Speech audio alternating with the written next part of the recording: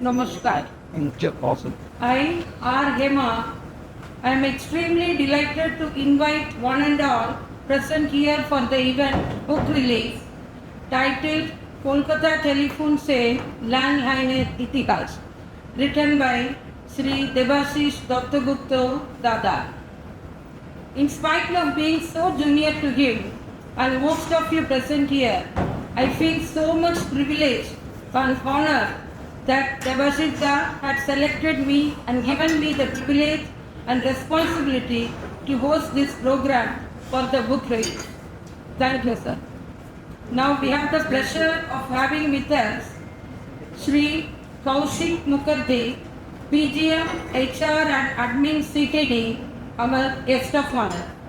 Sri Somnath Maiti, ex-CGM CTD, Sri Nishana Banerjee, ex-CGM Assam Telecom Circle, Sri Sholil Baduri, ex-CGM West Bengal Telecom Circle, Sri Amit Kumar Bhattacharjee, ex-CGM CTD, Sri Anshu Mukherjee, ex-CGM ETR, Sri Gautam Guhu, ex-CGM ETR, Sri S.K. Goyal, ex-GM HR CTD, Sri V.R. Panigrahi, PGM CFA CTD, Sri Jayanta Kole, GM CFA CTD, Madam Shampa Shah, Director DOT, Madam Sutapa Chatterjee, Professor IEM Kolkata, Madam Anvasha Sengupta, Professor IDS Kolkata, Sri N. Ramesh Chandran, Environmentalist, Sri Shankar Nepal, Circle Secretary, BSNL EU, and Sri Debashish Dattagupta, to whom the day belongs. Namaskar and good evening to all. It's an absolute honor and privilege for me to be a part of this momentous occasion. Really, I was totally moved to see the galaxy of our stalwarts adorning the dais today. Right from most of the senior officers who are here, I've worked with them. Right from Amit Bhattacharya Saab, then Gautam Guha Saab, Banerjee sir, of course, I have not worked directly. Maiti Saab there, Anshu Mukherjee, and of course, Baduri sir, that side, Goyal Saab, and our some family members are also here, Shampa madam. So really, it's an absolute honor once again for me, and I would like to thank Debashish Dattagupta sir for organizing such a function. When he went there and asked for me for this hall booking, I was thinking, who will be interested for this topic? Because as we all know that landlines are dwindling now. আস্তে আস্তে landline বন্ধ হয়ে যাচ্ছে। এখনকার এই প্রতিযোগিতামূলক যে আমাদের টেকনোলজিক্যাল অ্যাডভান্সমেন্ট হয়েছে সেখানে কটা লোক আর ল্যান্ডলাইন মাথায় রাখছে। কিন্তু আজকে এই দিনগুলোকে আমি স্মৃতি চালনা করতে চাই যে আমাদের যে আগেকার দিনকাল ছিল, আমি যখন বহু আগে যেখানে জয়েন করি তখন ল্যান্ডলাইন গম গম করতো। আজকে আমি কয়েল সাহেবকে বলছিলাম, স্যার আপনার মনে আছে আমি যখন এখানে জয়েন করি আপনি তখন ডিজিএম HR ছিলেন, আর পেছন থেকে আমি ঘুরে যখন আপনাদের স্টাফ স্ট্যান্ড দেখেছিলাম আমার মাথা ঘুরে গেছিল। তখনকার সময় প্রায় 14,000 মতন স্টাফ স্ট্যান্ড ছিল, এখন সেটা কমতে কমতে 1750 গেছে। তো ল্যান্ডলাইন হয়তো যেমন যেমন কমেছে, আমাদের কর্মী সংখ্যা হয়তো অনেকটা কমেছে, কিন্তু আমাদের এটা ভুলে যাওয়া চলবে না যে ল্যান্ডলাইন থেকেই আমাদের উৎপত্তি হচ্ছে, আমরা ওখান থেকেই উঠেছি। আজকে আমরা যত বড় বড় কথাই বলি না কেন, ল্যান্ডলাইন এমন একটা জিনিস যার ঐতিহ্য এখনো অনেকে মানে গুটিয়ে রেখেছে। তো এখানে দেখেইছেন ছোট ছোট সেই মডেম পাওয়া যেত, কুরকুর করে আওয়াজ হতো, আর ওটা কখন আসবে হাউতাহাস করে বসে থাকতো। এখনকার আপনাদের জেনারেশন যদি বলতে পারেন ছুঁড়ে ফেলে দেবে ওই মডেলকে। সো ওই টেকনোলজি আস্তে আস্তে ডেভেলপ করেছে ডায়াস, ব্রডব্যান্ড, 6G, আর আমি বলি 8G, মানে যা কিছু আপনি ফিউচারে বলতে পারেন দুদিন পরে 7G, 8G, এখন আমরা বলা যাচ্ছে আপনি যেমন 6G-তে অলমোস্ট এক পার এসে গেছি ওয়ার্ল্ডের সঙ্গে। So the technological advancement in the field of telecom has been absolutely awesome. You dream it and it is there. আর আজকে এত বিশিষ্ট দিনে ডক্টর এটা অর্গানাইজ করেছে, আর আমি extremely thankful and grateful to him যে today as we all know it's basically telecommunication and now ICT also. এই দিনটাকে মিলিয়ে এটা প্রত্যেক বছর লঞ্চ করা হয়, এবং আমার পার্সোনালি আমার তরফ থেকে, আমাদের সবাই তরফ থেকে, আমাদের পুরো ক্যাপ্টেন টেলিফোন্সের পরিবারের তরফ থেকে আমি আরেকবার ওনাকে ধন্যবাদ জানাই। এরকম একটা বিশেষ বই যেন উনি যেদিন আমার কাছে গেছিলেন আমি কয়েকটা পাতা উল্টে দেখলাম, এবং খুবই ভালো লাগলো। কখনো কখনো আপনি দেখবেন ইতিহাসের পাতা উল্টোতে খুব ভালো লাগে। আজকালকার ইন্টারনেটের জমানাতেও কখনো কখনো পুরনো ছবি যখন আমরা ধুলে যাই, মনটা যেন ভরে যায়। ঠিক তেমনি করে ওনার বইয়ের কয়েকটা পাতা যখন আমি দেখলাম, খুব ভালো লাগলো। আমি আশা করবো যে উনি আরও এরকম বই লিখুন, আমাদের অনুপ্রাণিত করুন, এবং আমরা সবাই মিলে আমরা একটা হয়তো যারা আমরা স্যারেদের সঙ্গে আমি একটু আগে কথা বলছিলাম কে কী করছে, তো সবাই নিজেকে কেমনভাবে ব্যস্ত রেখেছেন। মাধুরী সাহেবের বই লেখার প্রতিভা আমরা সবাই জানি। কেউ এখানে অনেক কিছু অন্যদিকেও করেন, কেউ গান বাজনা নিয়ে খুব ব্যস্ত থাকেন। So it is very important that after we retire we should make ourselves engaged in a field that we really love. যত আপনি ওইটা নিজেকে ব্যস্ত রাখবেন ততই ভালো থাকবেন। Once again, thank you very much for inviting me. Thank you, Grace. Better day, Sri Debashish Dattagupta could have chosen to release his books on the history of Calcutta telephones. We are here to celebrate not only the launch of this book, but also the hard work, dedication, and creativity of Sri Debashish Dattagupta. Now, a few words about him. Sri Debashish Dattagupta's journey with the Department of Telecommunications started in August 1964, and he was steadily improving his ranks and designations before taking voluntary retirement in May 2000 as a junior telecom officer. His employment took him through the cross sections of Calcutta in various exchanges, and wherever he had worked, he has left a lasting impression with his colleagues of his commitment, fellow feeling, and love. This continues to date in spite of his leaving his services a good 25 years back, and this is showcased by the respect he enjoys with the department and with his ex-colleagues. Though Sri Debashish Dattagupta had resigned long back from the department, the telephone has remained deeply intertwined with his life. In the era of British Roger system, when rotary dial pulses from a subscriber's phone would trigger switches inside the exchange, which in turn would connect to the desired number with the melodious ringing of a distant telephone. The responsibility of maintaining and repairing these intricate switches to ensure this rhythm was never broken fell upon highly skilled professionals known as auto exchange assistants. Sri Debashish Dattagupta served in this very role for many long years. As the Sri Debashish Dattagupta adapted seamlessly, engaging with the evolving landscape of telecommunications over nearly the entire span of his professional life. He closely witnessed and understood the various stages in the evaluation of landline telephone technology, and responsible organizer associated with the prestigious PNT Postal Telegraph Union movement, carrying faded into obscurity after the advent of mobile telephony. He did not stop at recognizing the need to document, but driven by a curious, investigative, and reflective mind, even in his 80s, he documented and has authored this book, Kolkata Telephone Se Landline Ithihas, which is being released today. This will be a fitting recognition of his labor of love and his pursuit of knowledge. I would be unfair if I miss out to mention the name of his life partner, Srimati Shipra Dushmittu and Sri Prashun Kumar Mukherjee, who had helped Sri Debashish.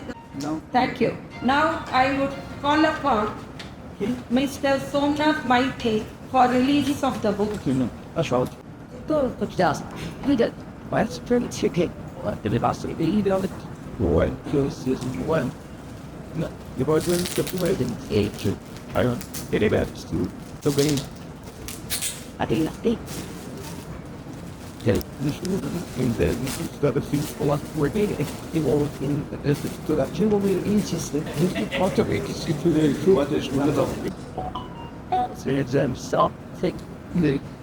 Now I would now request Mr. Ex-colleagues, most of them are retired, but today is the World Telecom Day, and I extend my personal thanks to Mr. Dattagupta for organizing this gets together today, of course, it is a great occasion for releasing his books on this special day of this profession, and today is the World Telecom Day. Continuous theory that landline is declining, so our big generation will forget about that. So, definitely in 1997, I came from Delhi, and Minister Banerjee has given one presentation, samples it landline customer base from 5 lakhs to 10 lakhs. So that was a very high growth rate during that time, and we could get so much of equipment, and we have got ground floor and a big wireless in local loop, which subsequently we had. Then this broadband also that time was coming up in 2003, 2004, and I can remember we had our first one trial of broadband in Jabalpur. Mr. Dattagupta also will be remembered in that month that in Jabalpur we had the first broadband with one particular equipment, and we had a very good experience from that one, which subsequently helped us in rolling out broadband in all the exchange areas of Calcutta. So that getting my old landline number, my telephone is still ringing. Of course, not with copper, but with fiber. So I still call it a landline because landline does not mean it has to be on copper. Connection is increasing day by day, and we should give more trust on that one, that fiber connectivity. And we had our exchanges that had been replaced by NGN, so that was a great step. Once you have got to NGN, so now it is possible to maintaining the same number yourself. And nowadays also we used to tell that I dream one day Calcutta Telecom will have only one main exchange, which is now the NGN. So many of his ideas is now real, and this high bandwidth compared to mobile. Of course, now mobile 5G they are giving a lot of air fiber connections that is having quite good bandwidth, but fiber connectivity is definitely going to continue as landline. And once again, I will go for inviting us here on this auspicious day, and really lessons for all of us, and our next generation will continue to get their knowledge about the landline technology there. Then thank all of you for coming here and being witness to this great work. Thank you. Now I request Mr. Debashish Dattagupta to enlighten us this wonderful journey. তাদের সবাইকে আমার তরফ থেকে ধন্যবাদ, অভিনন্দন। আমি normally বেশি বলতে পারি না, তবে কতগুলো কথা বলার দরকার। সেদিনকে এই বইটা ইন্ট্রোডাকশন লিখেছেন বিশ্বনাথ ব্যানার্জি। তাতে একটা কথা হ্যালো ওয়ার্ডটার কথা লিখেছেন। আমি খোঁজ করছিলাম হ্যালো কথাটা এসছে থেকে। আমি পরে খোঁজ করতে গিয়ে দেখলাম আলেকজান্ডার গ্রাহাম বেলের এক বান্ধবী ছিলেন মার্গারেট হ্যালো, তিনি তাকে টেলিফোন করে প্রথমে হ্যালো বলেছিলেন, বলে তার সেই হ্যালোটাই চলছে। এ ব্যাপারটা ম্যানেজার ওকে আরো বেশি বলতে পারবেন। হ্যালো ওয়ার্ডটা সেখান থেকে এসছে। আলেকজান্ডার বন্ধুরা যারা আমার সঙ্গে ইউনিয়ন করছেন তাদের কথা বাদ রাখছি, যেসব অফিসাররা এখানে এসছেন আমি তাদের অফিসার হিসেবে দেখে নিই। আমি বয়সে বেশি হলেও তাদেরকে আমি মাস্টারমশাই হিসেবে দেখেছি। এখানে যারা আছেন কয়েকজন ছাড়া, এবারে একজন মানে গৌতম বোর সঙ্গে আমি সবাই কাজ করতে পারিনি, আমার দুর্ভাগ্য। এছাড়া সবার সঙ্গেই আমি কাজ করেছি। না, মাইতি সাহেবের সঙ্গে আমি কাজ করিনি, ব্যান্ডি সাহেবের সঙ্গে কাজ করেছি, একমাত্র শরীর বাবুনির সঙ্গে আমি কাজ করেছি। তিনি একটা জিনিস আমাকে দিয়েছিলেন। আমি যখন সব খোঁজ করছিলাম, কলকাতা টেলিফোন্সের এক ভদ্রলোক ছিলেন। ইতিহাসকে ধরে রাখতে হয়, ইতিহাস মানুষকে সম্পৃক্ত করে আগামী দিনে যাওয়ার জন্য। আমাদের মধ্যে একজন লোক ছিলেন, আমি যখন চাকরি করতাম 68 সালে একটা বই লিখেছিলেন, outline of Calcutta telephone history. একে বললাম 68 সালে লিখেন, 68 86 সালে 1986-এ, তখন আমি চাকরি করি, ইউনিয়ন করি, অনেক সময় দিয়েছি, কিন্তু বর্মন সাহেবকে আমি চিনতাম না। তার পাবলিশারের অ্যাড্রেস খোঁজ করেছি, আমি খোঁজ করেছি, সুভাষিস খোঁজ করেছে, আমরা তার সঙ্গে যোগাযোগ করতে পারিনি। আমি জানি না তিনি বেঁচে আছেন কিনা। কলকাতা টেলিফোন্সের প্রথম ইতিহাস রচনা তিনি শুরু করেছিলেন। তিনি 86 সাল 1986 পর্যন্ত যা কিছু ছিল সব কিছু দিয়েছেন। আমি তার থেকে অকৃপণভাবে এই বইতে রেখেছি, যাচ্ছি ইতিহাস ইনফরমেশনগুলো থাকে। কারণ বর্মন সাহেব নেই, তার বইটি আর কেউ তৈরি করবে না। আমি চেষ্টা করেছি যে বর্মন সাহেবের বইটার একটা ইন্টারনেটে আমি দিতে পারি কিনা সেই চেষ্টা আমি আমার বন্ধুদের নিয়ে করার চেষ্টা করছি। কিন্তু আমার দুঃখের কথা, এখানে আমাদের হেডম্যান অফ ক্যালকাটা ওটা হচ্ছে কি ব্রিটিশ টেলিকম? ব্রিটিশ টেলিকমের দুটো মিউজিয়াম আছে। ব্রিটিশ মিউজিয়াম ছাড়াও ব্রিটিশ টেলিকমের দুটো মিউজিয়াম আছে, স্পেশালি দুটো মিউজিয়াম আছে।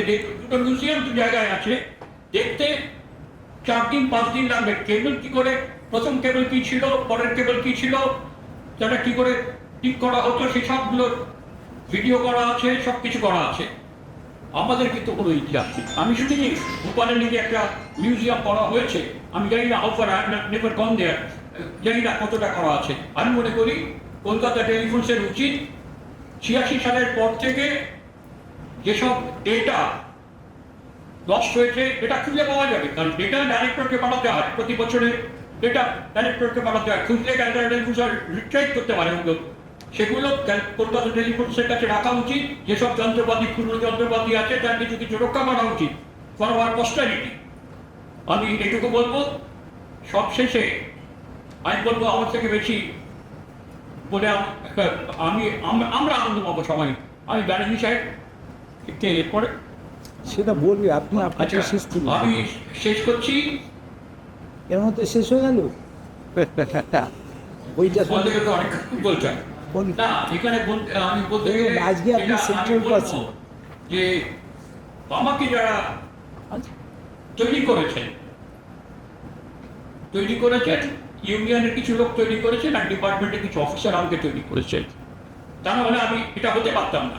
আমি ইউনিয়ন যখন করেছি তেমনি আমার ডিপার্টমেন্টের কাজও করেছি।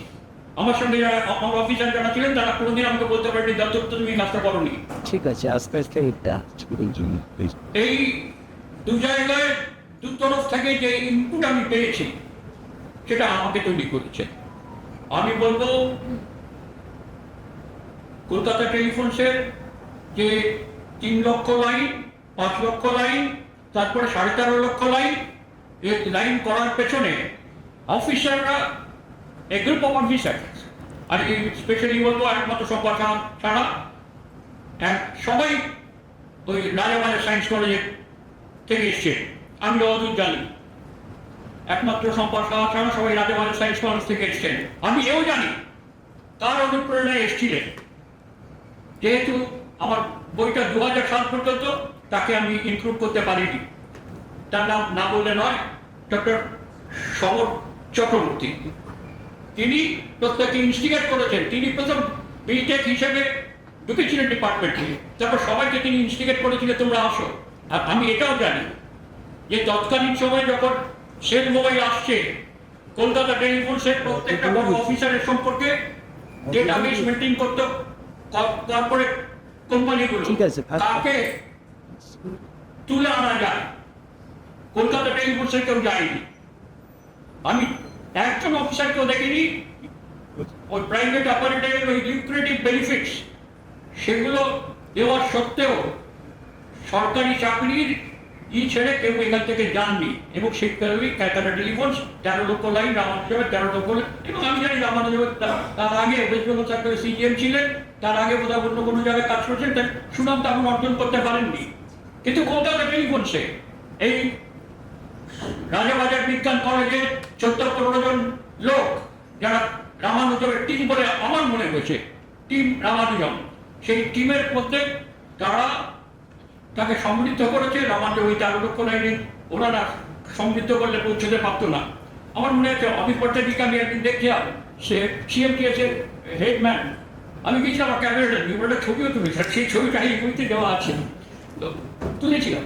আর তখন তুমি ছবি তুলতেন না, তুই যখন কাজ নিয়ে আসছো একদিন বলে আমি ছবি তুলবো, এখন তুমি ওই কি আপনার এটা কি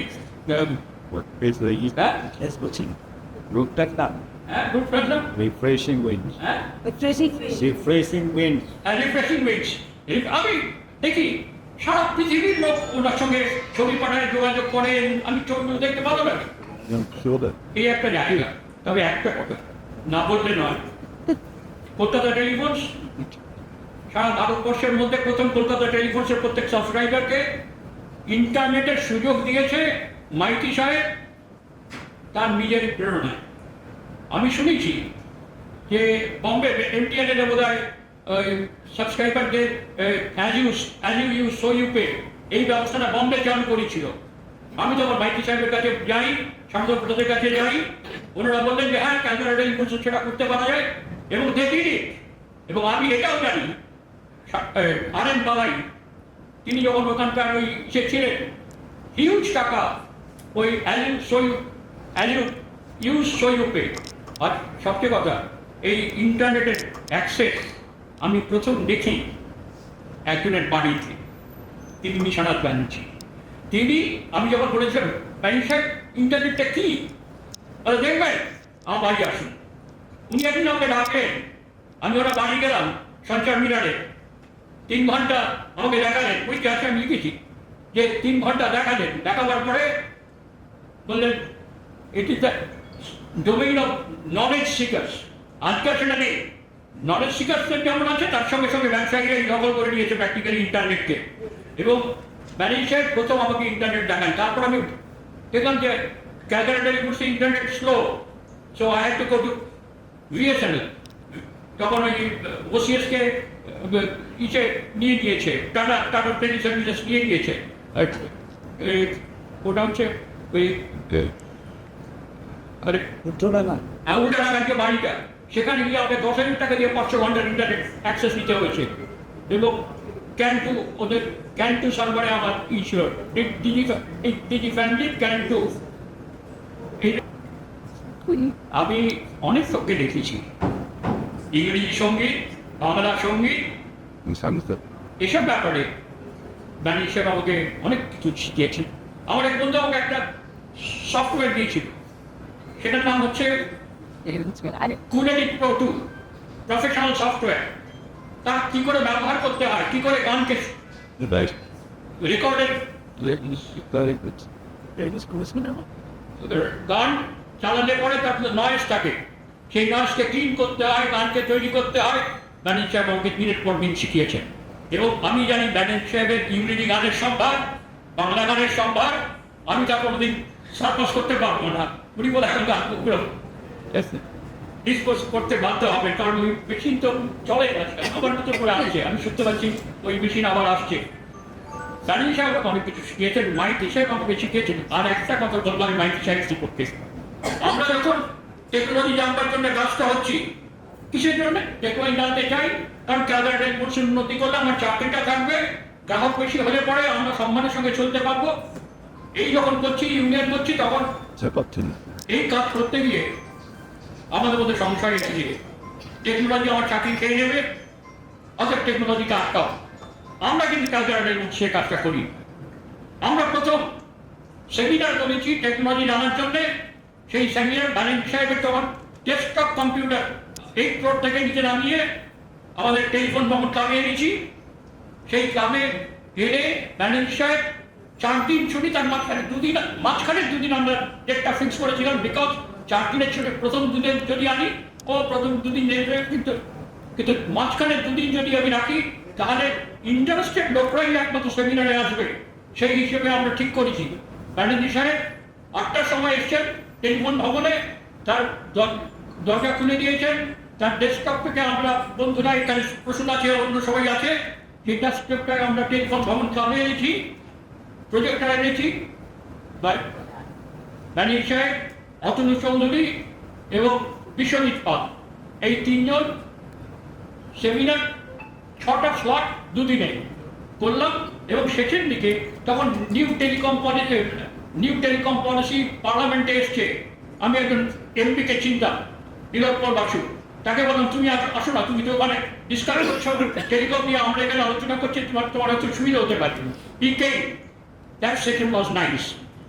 কম্পিউটার সম্পর্কে অতনু চৌধুরী আমাদের যে জিনিস দিয়েছেন ব্যানার্জি সাহেবকে কষ্ট করে 4 দিন ছুটির মধ্যে 2 দিন পুরো দিন 8টা থেকে রাত্রি 6টা পর্যন্ত তিনি আমাদের সঙ্গে থেকেছেন, আমার সেমিনার দিয়ে করেছেন।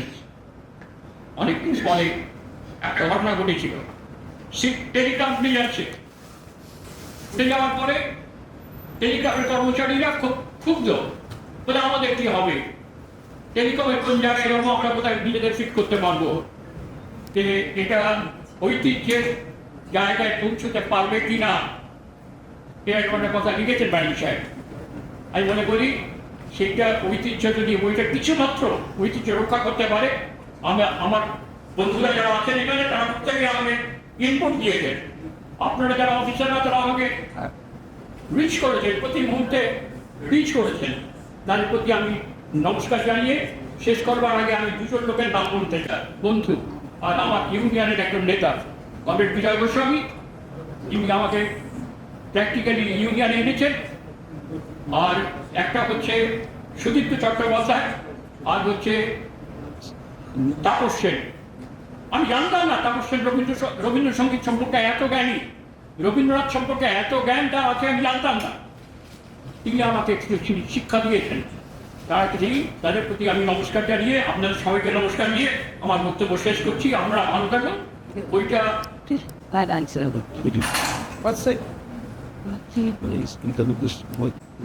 এখানে উপস্থিত আমার বৌদ্ধদের সবাইকে জানাই সন্তান ভালোবাসা ও অনুগ্রহ। আজকে একটা দারুণ দিন, এই দিনে আমরা একটু চর্চা একটা ইতিহাস এটা থেকে আবার আজকে অফিসের করা 4 বছর বাদে এই আবার পেয়েছিলাম। এখানে আমরা ছিলাম সেই ইসলাম গল্পই করেছি, কেবল যথাকালে যখন ব্রিটিশ হয়েছে অবসর নিয়েছি, নিজেলাম কর্মশেষ আমি বাড়ি গেছি। সেই সময় একদিন যখন রতন্ত বললে বিষয়ে অনেক আলোচনা করে এই বইটা তৈরি হওয়ার সঙ্গে আর গভীরভাবে জড়িয়েছিলাম। তারপর বইটা যখন রেডি হলো তখন আমার মনে হলো বইটা যেন আমাকে বলতে চাইছে যে তুই ফেলে এসেছিস কারের মধ্যে। সেরকম ব্যাপারটাই আমাদের ফিরে দেখা, এটা শ্রীদত্তগুপ্ত সুবর্ণের সম্ভব হয়েছে। এই জন্য আমি ওনার কাছে বিশেষ আমার ধারণা যে এই বইটা যারা আজকের যুগে যারা কাজ করছেন, যারা সেই ল্যান্ডলাইন যুগের সঙ্গে পরিচিত নন, তারা কাজ করেছেন। তো এই হচ্ছে ব্যাপার। আর আরেকটা জিনিস আমার যেটা মনে হচ্ছে যে অনেকদিন বাদে হয়তো কোনো প্রাইভেট ইউনিভার্সিটি কোনো রিসার্চার যখন টেলিফোন্সের ব্যাপার নিয়ে রিসার্চ করতে নামবে, তখন এই বইটা তার কাছে এক টুকরো হেরিটেজ বয়ে দাঁড়। এটা আমার বিশ্বাস, আমি আশা করি যে আমার স্বপ্ন এটা সফল হবে। চেষ্টা এবং ডিটেল বোঝার যে চেষ্টা সেটা আমি দেখেছি এবং আমি খুবই চমৎকৃত হয়েছি।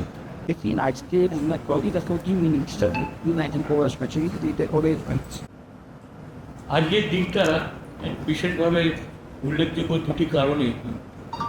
একটা হচ্ছে আপনারা সবাই জানেন যে আজকে ওয়ার্ল্ড টেলিকমিউনিকেশন ডে 160 বছর হচ্ছে, সারা বিশ্বের জুড়ে এটা পালিত হবে। প্রায় 1 সপ্তাহ ধরে এটা নানা রকম অ্যাক্টিভিটি আছে। এটা আমাদের কাছে একটা অতিরিক্ত পাওনা। এটা দিয়ে সব কথা শুনতে শুনতে সেই সময় আমরা যখন ব্যাকে ফোনসে আসি, প্রথমত আমাদের কিন্তু পরবর্তীকালে আমরা দেখলাম যে এর মধ্যেই কিন্তু আমাদের সেই সময় বিএসএনএল তো ছিল না। আমি বললাম যে হ্যাঁ তোমাদের তো লক্ষ লক্ষ টাকা নিয়ে কাটা, আমাদের লক্ষ লক্ষ লোক নিয়ে কাটা। তো তখন অদ্ভুত সমস্ত এক্সপিরিয়েন্স হতে লাগলো। তাহলে দেখলাম যে একটা ডেভেলপমেন্ট বাধা বিপত্তি আর করতে হয়, সেটা আমরা কখন নাম একটু উল্লেখিত হলো না, মানে যিনি ক্যালকাটাতে গিয়ে একজন তখন তো সিজিএম নেই, জিও বাসু সাহেব। আচ্ছা বইটা পড়িনি আমি, গত কেউ উনি এক্সটার্নাল প্ল্যান্টের ব্যাপারে আরেকটা দিক খুলে দিলেন, যার ফলে তখন এক্সটার্নাল প্ল্যান্টের ডেভেলপমেন্ট হলো। এবং ওভারঅল যেটা আমরা শুনলাম যে 5 লক্ষ থেকে 13 লক্ষ কাছাকাছি অ্যাচিভ করতে পেরেছিলেন। রামানন্দন সাহেবের সঙ্গে কাজ করার একটা অভিজ্ঞতা অদ্ভুত, খুব অদ্ভুত, মানে মজার লোক ছিলেন। তো যাই হোক, সেসব এখন ইমোশনাল হয়ে যাচ্ছি বলতে বলতে, অনেক কিছু মজার কথা আসবে, তো এখন সেটা পরিসরটা নয়। আমার ইচ্ছে ছিল যে আমি একটা বই লিখব, এই হিউম্যান টাচ এই নাম, একটা লিখেছি কিন্তু ছোট্ট, তা একটু বড় করে লিখবো, কারণ দত্তগুপ্ত যা লিখেছে দত্তগুপ্ত তো তার ডেভেলপমেন্টের প্রক্রিয়াটা কিরম, মানে কোথায় কোথায় কী ছিল না ছিল এই সমস্ত লিখেছে। আমি ওই হিউম্যান টাচের ব্যাপারে অর্থাৎ ইন্টারাকশন বিটুইন দেয়ার অফিসার্স এবং স্টাফ, খুব মজার মজার ঘটনা আছে, সেগুলো যাতে লোকে জানতে পারে, লেখার একটা ইচ্ছে আছে। কিন্তু আমি জানি না, ওইটা তো পড়িনি যতটুকু কতটা লিখেছে। এবার এটা মনে পড়ে গেল, আমার এক বন্ধু শোনা হঠাৎ দেখলাম যে কবিতা লিখছে। তো আমি বললাম, তুই কবিতা লিখছি? বলা, কী কবিতা লিখেছিস? ভারত আমার বলে একটা বললো। তার বলেছে এই কবিতা লেখা হয়, সেগুলো না একটু বাকি আছে। আর ঠিক আছে, সপ্তাহখানেক পরে জিজ্ঞেস করলাম, কবিতাটা কি লেখা আছে? বললো না, ছেড়ে দিয়েছি লেখা। কেন? বলে আরে যাই লিখতে গেলে রবীন্দ্রনাথ লিখে গেছে, যাই লিখতে যাই কিছু আর লেখা হলো। তো সেটা ভাবি দত্তগুপ্ত কি লিখেছে ওখানে, সেগুলো বাদ দিয়ে আমাকে এবার লিখতে হবে। হ্যাঁ, মানে সেটা আগে বইটা ভালো করে পড়ে নিই, তারপর যেগুলো অলিখিত ব্যাপার আছে সেইগুলো আমি লেখার চেষ্টা করি। তো আমার যে বিশেষ করে দত্তগুপ্তকে, কারণ এই যে জিনিসটা সমাজে যে সমাবেশটা হলো, এই আমাদের সব অনেক বন্ধুদের সঙ্গে দেখা, যেগুলো সচরাচর হয়, এক নিমন্ত্রণ বাড়িতে দেখা হয়, তখন একটা আমাদের যাওয়ার একটা ইয়ে থাকে যে একটা সবার সঙ্গে দেখা হলো। আর আজকে আমি মাইটি সাহেবকে বলছিলাম, হ্যাঁ, এই আমাদের মুখার্জি সাহেব, ওনার সঙ্গে তো কতদিন পরে দেখা হলো। উনি কোথায় থাকেন, ব্যাঙ্গালোরে থাকেন না এখানে থাকেন বুঝতে পারেন। আর একটা দেখা হলো শম্পার সঙ্গে, শম্পা আমার পাড়ায় থাকে, কিন্তু 10 বছর কোনো দেখা, এই এখন দেখা হলো। তো এই ধরনের খুব মানে ভালো প্রেজেন্ট দত্তগুপ্তকে আমার স্পেশাল থ্যাঙ্কস। আর আপনারা সবাই আজকে উপস্থিত হয়েছেন এখানে, এটাকে অনুষ্ঠানকে সাফল্য মনে করেছেন, সেই জন্য আপনাদের সবাইকে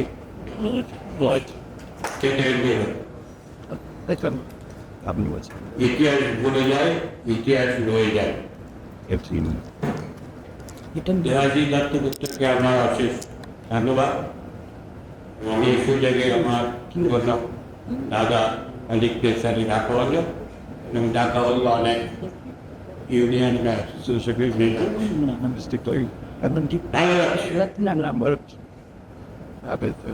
আমি একদিক দিয়ে রাখি যে আমার প্রথম পোস্টিং হয়েছিল এজেন্টমেন্টে, মানে দেবাশিস যেখানে শেষ করছি সেটা 1000 পিছনে আমি শুরু 339 পোস্টিং হলো। পুরোনো এক্সচেঞ্জ তুলে দিয়ে শুরু হলো যাত্রা। আমরা গোপাল বাসুর আন্ডারে চাকরি করে, আর নেশন আপনার 20 এক্সচেঞ্জ থেকে তুলে দেয়। এই হচ্ছে শুরু। এটি সেই দিক দিয়ে বলতে গেলে আমার, হ্যাঁ, প্রথমেই একটা টেকনোলজিক্যাল এনভায়রনমেন্টে পড়ে খুব আনন্দিত হয়েছে, কিন্তু খুব দুঃখ পেয়েছে। জীবনের 2-3টা দুঃখের মধ্যে একটা, যখন আমাকে খান সাহেব এবিলিটি পিরিয়ড না ডিইটি পিরিয়ডে এক্সটার্নাল করে পাঠিয়ে দিল রসা, সে বিরাট রসা, কালীগঞ্জ থেকে শুরু করে এই যে রবি বাইপাস পুরো এরিয়াটা আমার এরিয়া। আমি কি করতে হবে জানি না, ওই যে বাদুল্লাহ বলছিল, আমি বলি কী কাজ হয় এখানে, কিছু ফাইলশন করতে হয়, কিছু দেখতে হয়, হঠাৎ ফলগুলো দেখতে হয়, মেনটেন্যান্স কন্ট্রোলে ঘুরে বেড়াও, কে টাইম নিয়ে আসলো, কে আসলো না, কাদের ধান দাও। শুরু হলো ইউনিয়নের মিটিং। দেবাশিস দত্তগুপ্ত আগে বলছে আমি ঘর টাকা করে থাকি যাবে। আমি বলি যে বোঝার চেষ্টা করছি, বোঝার চেষ্টা করছি। পরে বুঝলাম যে দেবাশিস দত্তগুপ্ত লজিক ওদের ইউনিয়নকে দিয়ে যদি কিছু করাতে হয় তাহলে আমাকে করাতেই করতে হবে। আর আমি ভয় পেতাম সরস্বতী পার্কে, বিশাল ভয়। ওই চোখ গোল গোল করে তাকিয়ে থাকতো, আমি বুঝতে পারতাম না ও কি বলছে। আমি তখন টেকনিক অ্যাপ্লাই করি, 3:30 মিটিং দিলে আমি সারা বিশ্ব ঘুরে ওই পিঠে পিঠে ঘুরে জল টল ফেলে তারপরে ফিরতাম মন্দির হলো 3:30। 4:30 পরের থেকে এদের বাড়ি যাওয়ার টাকাটা লেগে যেত, বলে হ্যাঁ ক্লোজ পরের বার কাটিয়ে দেবে। কিন্তু এই খান সাহেবের জন্য আমার যে এখানে পোস্টিং, এটা আমি রিয়েলাইজ করলাম পরে যে এটা দরকার ছিল। অ্যাডমিনিস্ট্রেশন কী করে চালাতে হয়, কী করে ভুল ধরতে হয়, কী করে ধমক দিতে হয়, সেটা কিন্তু আমি শিখলাম ওখান থেকে। এটা হচ্ছে জীবনের খারাপ সময়। বৃষ্টি পড়লে লোকের আনন্দ হয়, আমি বৃষ্টি পড়লে আকাশের দিকে দাঁড়িয়ে থাকতাম, কখন বৃষ্টি থামবে। আরেকটা সময় আছে খারাপ, প্রথমে খারাপ পেয়ে বলবে, সেই খারাপের সময় হচ্ছে আমাদের কলকাতা টেলিফোনসে সিডর মোবাইল ওয়াচ করা। মোস্ট মানে কি বলবো, সবচেয়ে বাজে ডিসিশন হচ্ছে এটা। এবং তার ফ্যাশনের মধ্যে হচ্ছে আমাকে সরস্বতী পুজোর দিন ওখানে গিয়ে রিসেট করতে হয়।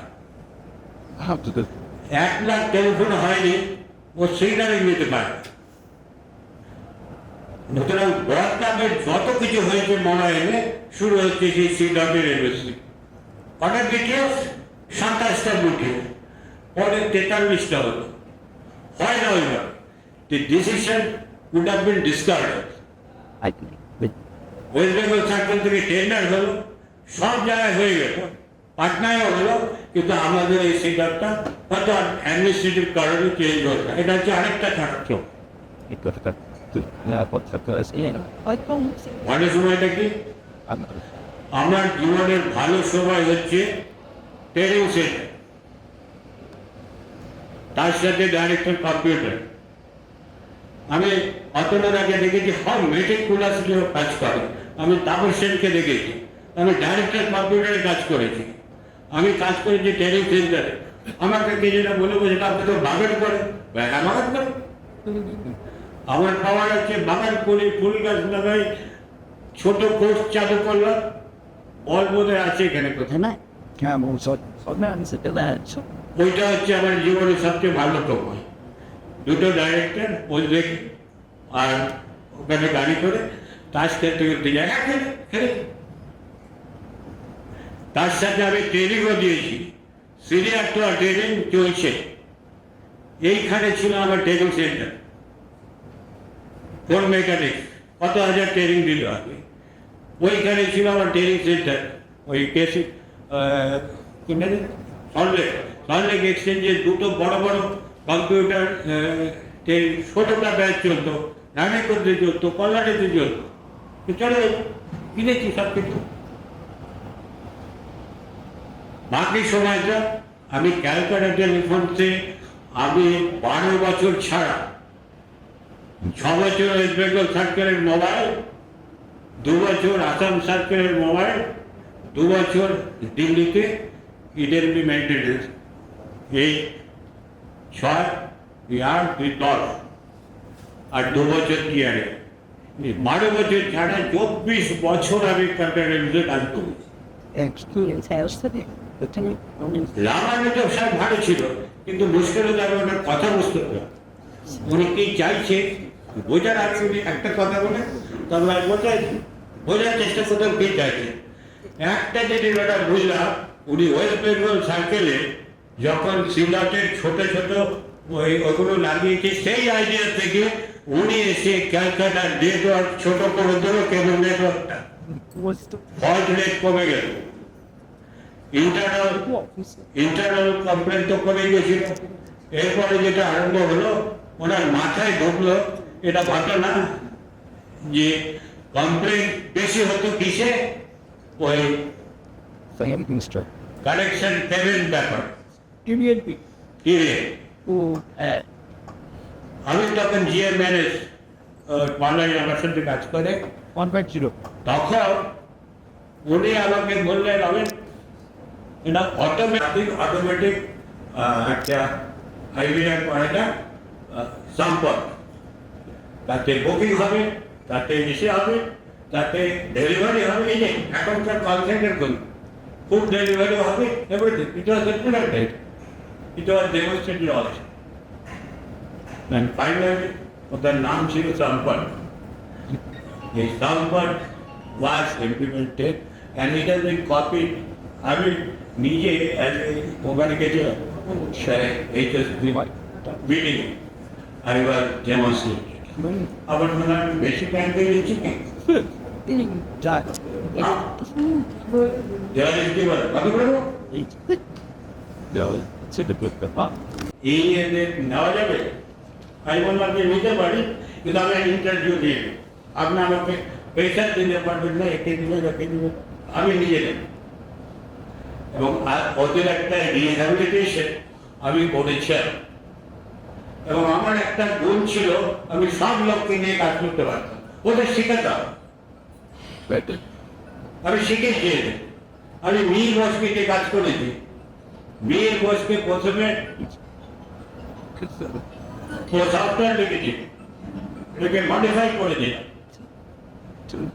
সুতরাং এই জিনিস ভালো জিনিস আমার কাছে। হ্যাঁ, যেটা বলে এখন করে আমি আমার শেষে আমার ওনাকে ধন্যবাদ দিচ্ছি। It's a great job at this age, ইতিহাস রয়ে যাবে। সবাইকে আমার ধন্যবাদ, শেষ করছি।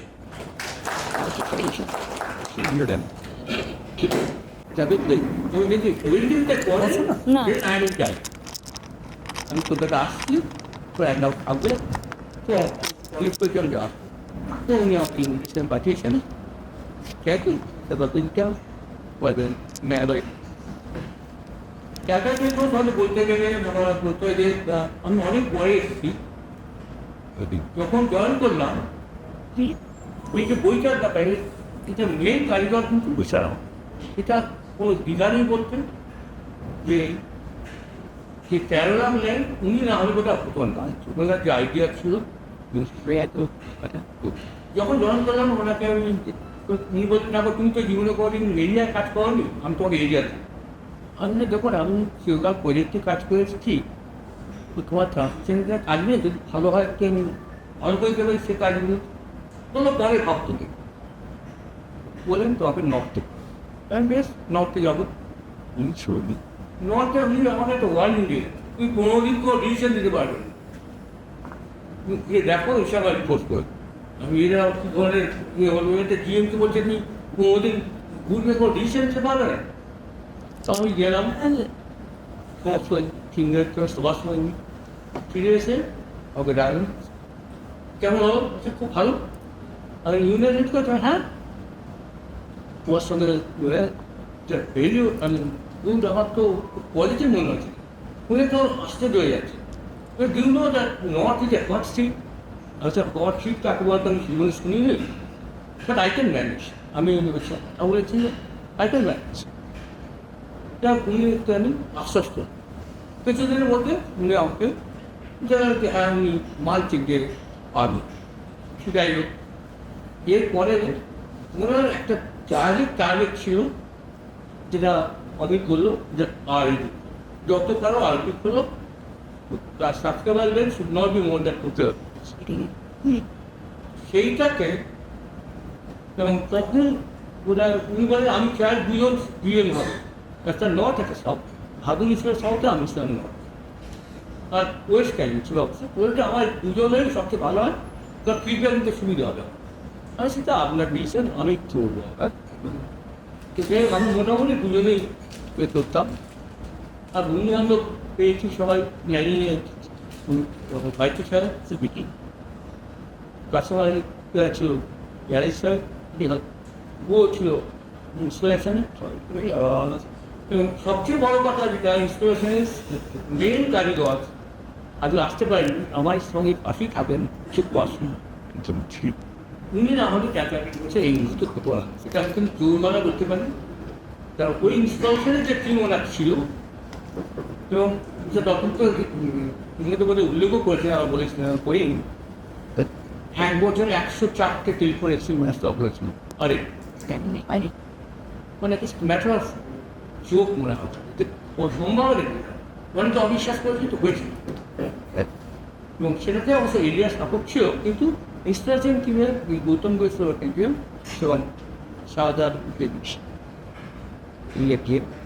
ওনাকে এক্সপার্টই এটা সেই এবং এটা ডেফিনেটলি দিল্লিও এটাকে অ্যাকনোলেজ করেছি আর একটা জিনিস গভর্নমেন্ট হিসাবে কতগুলো এক প্রকার ছিল যে ওই আর এলে খুলতে হবে আর দুটো বেশি টেকনোলজি আসতে দেবো না তো ওনার একটা অপশন ছিল একটা হলে ভালো হয় ওসিবি উনি ওসিবি বেশি পছন্দ করেন আর তার হতো না ডব্লিউএসডি বাট যাই হোক তো এই দুটো বেশি হবে না একবার হলো থার্ড এক্সচেঞ্জ কি পেয়ে ফেললো তোমরা the third exchange started with an IBS as the key. There was no CTMS to Antipur. No. IBS is huge. What's it? Tough. Very good. But they're like, তো ওইটা দেওয়ার পর আমাদের চোখে না যে আমি নেবো না আসেন শেষ করতে আসে দিল্লি চলে গেলেন গিয়ে তো বিরোধিতা ফিরে এলেন এবং দিল্লিও ফাটিয়ে দিতে একদম দিয়ে দিয়েছে সরকারি ছড়ি ছিটে দিচ্ছে সমান করে কমে দিচ্ছে ফিরে এসে খুব এগিয়ে নিয়ে তখন আমিও স্যার আমি তো স্যার আপনি তো পারেন আমি তো একটু চেষ্টা করে দেখতে পারি আমার যেটুকু সমস্যা আছে বলে হাই এটা কিন্তু উনি কখনো ভাবতে দেখে দুনিয়ার করে দেবে আমি যেহেতু তখন মিনিস্টার ছিলেন তখন ছিলেন উনি আবার পেপার একটা ওই আচ্ছা ঠিক আছে তো আমি ফোন করতে উনি বলেন কারণ কিছু আপনি কোথায় আছেন বাড়িতে বলি আমি উনি আছি বাড়ি ফিরছিল আপনি অমুক সময় এই 11টার পর গেলাম মানে ওটা আসি ফোনে ওখানে অ্যাড্রেসের থেকে হ্যাঁ একেবারে আয়ারে আজকে শুনি 30,000 লাইন চাদর মুসকে আরো কিন্তু আজ চান এবং তার জন্য স্যার আমার যেমন কোনো আমি পরে যখন দিল্লি গেছি অ্যাড্রেসে পেয়ে গেলেন ও আবার ছিল স্যার আমার যেমন আমাকে মাইকিরাও বলেছিল মানে যাচ্ছে তাই তো যেহেতু আমি মিনিস্টারকে মিনিস্টার সে কয়েকটা এবং ফর্চুনেটলি টাটা বসে চব্বিশে রাখ দেয়নি টার্গেট অ্যান্ড কাস্টম আর টার্গেট বসে আর বলে আমি এরিয়া ছাড়া কিছু কাজ করেছিলাম পরের দিকে যেটা ডক্টর চক্রবর্তী চৌধুরী আমাকে চাকরি দিয়েছিলেন যে এনএসকে সরিয়ে এরিয়া অনেক বলেছি ব্রডব্যান্ডের মানে ডার্ক ফাইবার তখন শুনতে ব্যাপার ছিল তবে মোবাইল ফোনগুলো অনেক বলছিল এডিকশনকে না তাহলে রিপ্লেস করা সুগারকে তাড়ানো কী প্রবলেম ছিল তারপরে অবশ্যই ইতিহাসে চলে গেছে আমার ট্রেনের খুব শর্ট ছিল ঠিক thank you very much okay bye thank you Greeting to all my senior colleagues and guests present in this auspicious gathering. And my special thanks to Devashish Dattagurti. উনি আমার পাশের পাড়ারই বাসিন্দা ছিলেন এক সময় এখন বাড়াচ্ছেন পিএইচডি আজকে সারাদিনে মানে সারা বিকেলে যে আলোচনা হলো ক্যালকাটা টেলিফোন্সের হিস্ট্রি এবং ক্যালকাটা টেলিফোন্সের সেই গোল্ডেন পিরিয়ড অনেস্টলি গোল্ডেন পিরিয়ডেরই আলোচনা হলো and I was part of that golden period which I really miss. আমিও ক্যালকাটা টেলিফোন্সে খুব কম সময় কাজ করেছি মানে 7.5 বছরের মতো 7.5-8 বছর কারণ আমি ক্যালকাটা টেলিফোন্সকে খুব ভয় করি ক্যালকাটা টেলিফোন্স আর ওয়েস্ট বেঙ্গল সার্কেল এই দুটো আমার কাছে খুব ভয় পেতাম যার জন্য আমি সবসময় আমাকে এলাকাবালি পাঠিয়ে দিই আমি করে চলে যেতাম আমাকে রাঁচিপাটা চলে যাবো গাজিয়াবাদ চলে যাবো শিলং চলে যাবো আমি কিন্তু ক্যালকাটা টেলিফোন্স আর ওয়েস্ট বেঙ্গল সার্কেল এই দুটো জায়গাতে আমি খুব ভয় পেতাম তার কারণ হচ্ছে আমার ইনডাইরেক্ট এক্সপিরিয়েন্স, কারণ আমি প্রথম আনাকাপল্লিতে ছিলাম, তারপরে রাঁচিতে পোস্টিং হয় সুইচিং স্পেশালাইজেশন করে ইটালি ট্যাক্স, প্রথম ট্যাক্স ছিল এই অঞ্চলের, এই এরিয়ার। তো সেই ট্যাক্সের সুবাদে, ট্যাক্স ইনস্টলেশনের মধ্যে মেকানিক্সের সুবাদে ক্যালকাটা ইউনিভার্সিটির সাথে আমাদের খুব মানে কোঅর্ডিনেশন করতে হতো। কারণ রাঁচি এমন একটা ট্যাক্স ছিল, ইটালি ট্যাক্স, যেটা ফ্রান্স থেকে ইম্পোর্টেড ছিল, এবং তাতে আমাদের অনেক টুলস অ্যান্ড টেস্টার্স এটা আমরা পেয়েছি। এবং ক্যালকাটা ইউনিভার্সিটি যেহেতু ফার্স্ট ইনস্টলেশন হতো, মানে একসাথে হয়তো 2-3 এক্সচেঞ্জ ইনস্টলেশন হচ্ছে, তো এদের দরকার হতো ওই টুলসগুলো। আর আমার কাছে তো ওই টুলসগুলো আমাদের এক্সচেঞ্জের জন্যই এসেছে। তো এই তখন সৌম্যরায় স্যার ছিলেন আমাদের এতে, মানে ইউএসএল তোমার ছিল। তো উনি কোঅর্ডিনেট করতেন, এবং কোঅর্ডিনেট করে সুকুমার সাহারা এবং সৌম্যরায় স্যার, এনারাই ওই টুলসগুলো নিয়ে আসতেন এবং আমরা আবার নিয়ে যাওয়ার ব্যবস্থা। সেই সময় ইন্টারাকশন করতে গিয়ে দেখতাম ক্যালকাটা ইউনিভার্সিটির মানে কোনোদিন ইএসএলের বিল্ডিংয়ে যাই, ওই নাইট বিল্ডিং কি ছিল এখানে গণেশ চন্দ্র বিল্ডিং, তারপরে টেলিটিভ বাজার বিল্ডিংয়ে, আর টেলিফোন ভবন, তো রোজ কিছু না কিছু লেগে থাকতো। তো এইটা আমার কাছে একটা বড় আতঙ্ক ছিল, ক্যালকাটা ইউনিভার্সিটি আসলে আমি কাজ করবো কি, আমি চিরকালে টেকনিক্যাল কাজ করতে ভালোবাসতাম। তো যাই হোক, আলটিমেটলি ওইসব করে প্রজেক্টে অনেকদিন কাজ করলাম। প্রজেক্টে কাজ করার সময় আসানসোলে আমার যে কাজ ছিল, সেই কাজ যেটা আমার 15 দিনে ছিল, সেটা আমার 2 মাস লেগেছিল। একটা শিবরাম কৃষ্ণ বলতেন, আরে গো তুমি এখানে 2 মাস নিচ্ছ, অন্য জায়গায় গিয়ে তুমি 15 দিনে করে দেওয়া। কেন স্যার এখানে মুশকিল হচ্ছে কিছু, ওখানে আমি নাও করছি না। কাজ করতে ঢুকলাম, আমার গাড়িটা রেখে দিল, আমাকে বার করল, কাজ হবে না। আমি আসানসোল থেকে চলে এলাম বাড়িতে। এইগুলো আমার কাছে একটা আতঙ্ক তৈরি হয়েছিল। তারপরে যাই হোক, যখন এলটিডিসিতে প্রমোশন হলো, রেগুলার প্রমোশন যখন হলো, তখন মাইতি সাহেব তার কিছুদিন আগে, মাইতি সাহেব, অতনু চৌধুরী সাহেবের এরা মানে ক্যালকাটা টেলিফোন সেক্স, আর সমুদয় সাহেব তো ছিলেনই, আগে খেয়ে পড়েছিলেন। তো আমি মাইতি সাহেব আমাদের এলটিডিসিতে খুব আসতেন, আমাদের বিশেষ করে আমার এডিকশন ফ্যাকাল্টিতে লেকচার, ইংলিশ লেকচারার হিসেবে। তো মাইতি সাহেবের সাথে আমাদের তখন ডিসিতে ছিলেন, আমাদের যোগাযোগ ছিল খুবই। তো ওনাকে জিজ্ঞেস করলাম, স্যার ক্যালকাটা টেলিফোন সেট এসে কাজ করা যাবে? বলে হ্যাঁ হ্যাঁ, আপনি চলে আসুন, ক্যালকাটা টেলিফোন আপনার হয়ে যায়। তো মাইতি সাহেব বলাতেই আমি তখন ক্যালকাটা টেলিফোন অপশান দিয়েছিলাম। আর একটা কারণ ছিল যে আমার বাবা তার 1 বছর আগেই মারা গেছেন, শুধু ক্লাস ছিলেন। তো ভেবেছিলাম ক্লাসটা ঠিক আছে, মা তো বয়স হয়েছে, একবার অপশান দিয়ে দেখি। ক্যালকাটা টেলিফোন আসার পরেই ডিজিএম ইনস্টলেশন হিসেবে যাওয়া করলাম এখানে। এবং সেই ক্যালকাটা ইউনিভার্সিটিতে আমি কাজ করতে গিয়ে দেখলাম, মানে আমি অন্যান্য অনেক সার্কেলে কাজ করেছি, গ্যাস সার্কেল, সাউথের সার্কেলে বা নর্থ ইস্ট সার্কেলগুলোতে, Assam circle.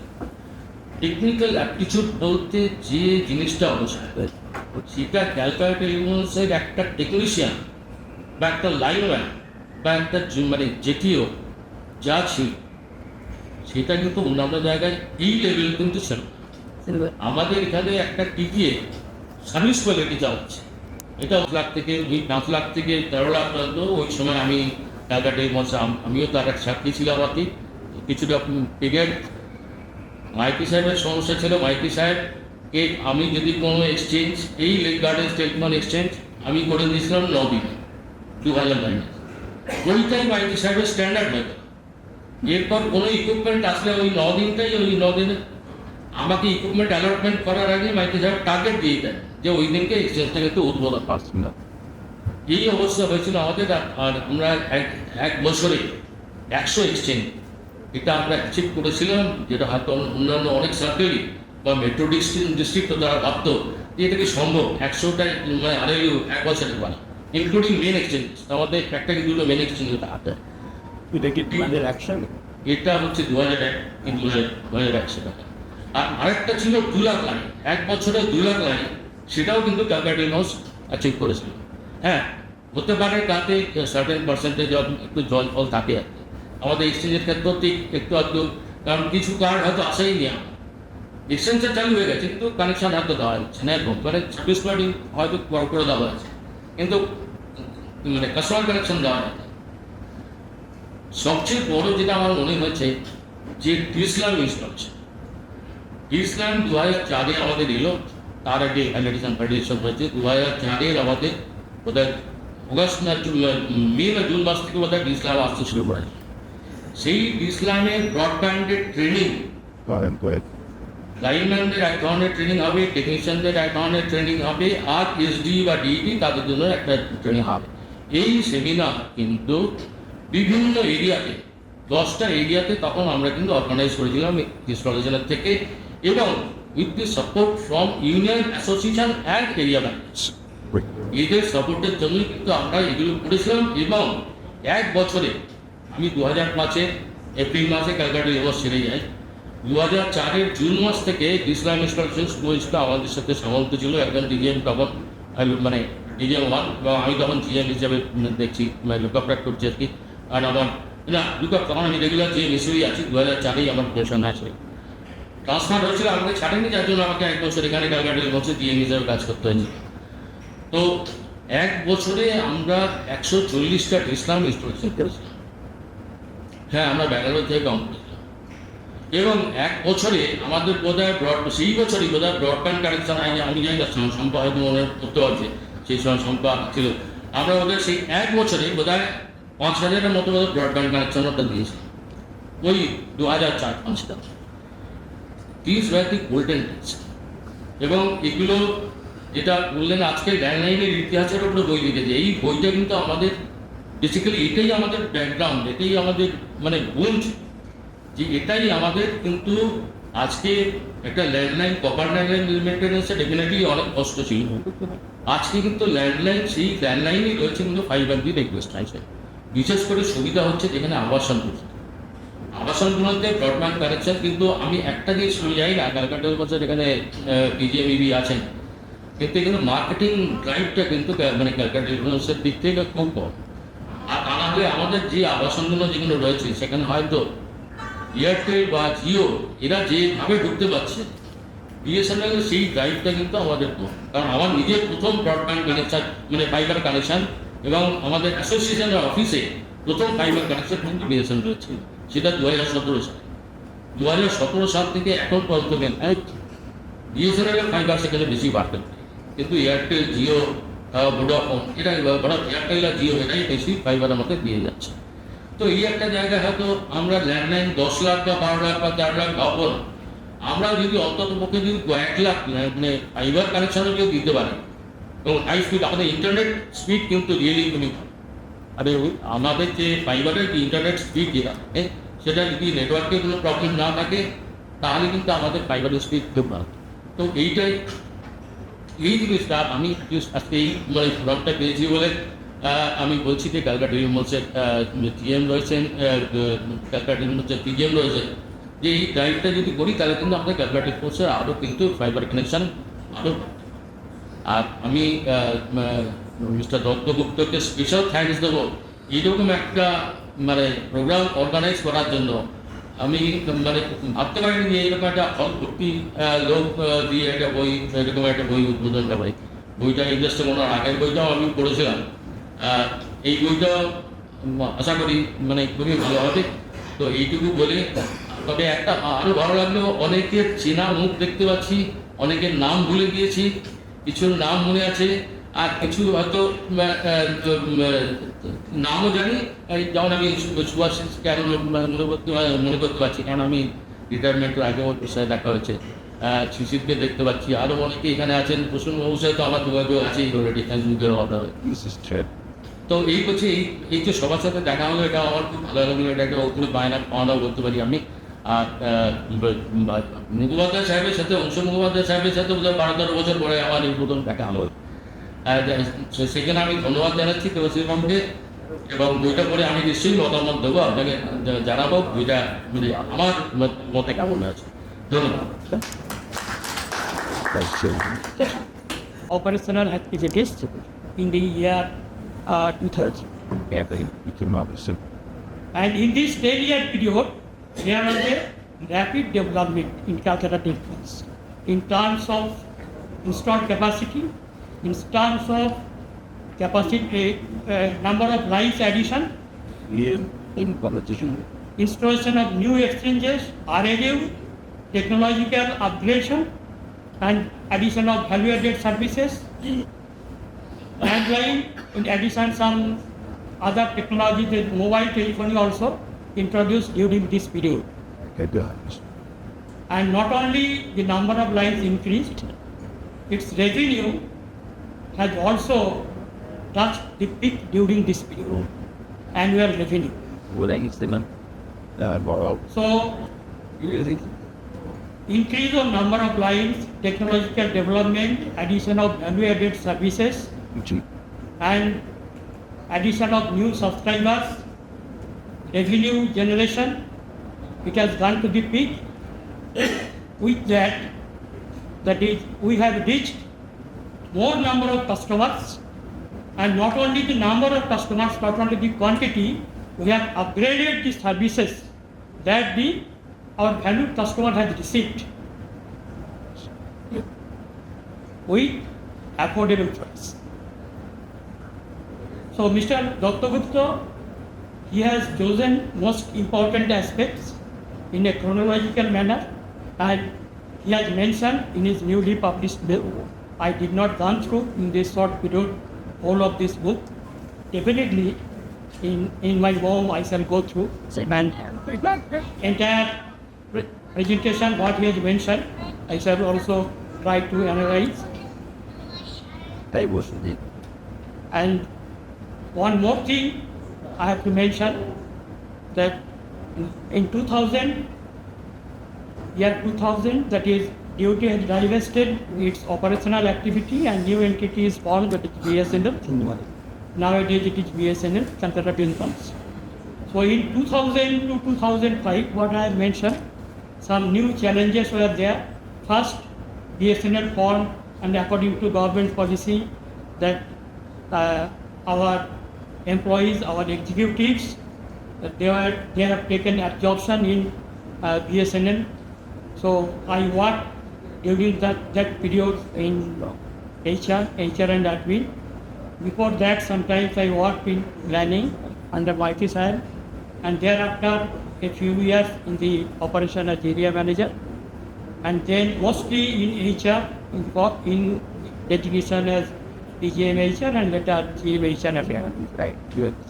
So important task was there in 2000, that is formal absorption into BSNL of our working executives and staff, and then new pay structure with implementation, then time-bound promotion and other employee benefits with implementation. Thereafter, third pay commission means third PRC, that implementation, promotion, and a HR man, what I assessed that BSNL will not employ large number of employees thereafter. So I have to work with these existing employees, existing executives. Technology is changing rapidly. New technology is coming almost in alternate months in different areas. But our manpower, whatever existing manpower is there, we have to convert them to face the challenges of this new technology. So lot of in-house trainings, seminar, workshop, internet promotion, etc. Everything was arranged. And to do this, I got help of executives association, staff union association, and my superior officers and staff also. I am to have a deep interaction also after a long period of time. And it's equal. Finally, I am grateful to all of you presenting this August gallery. Thank you.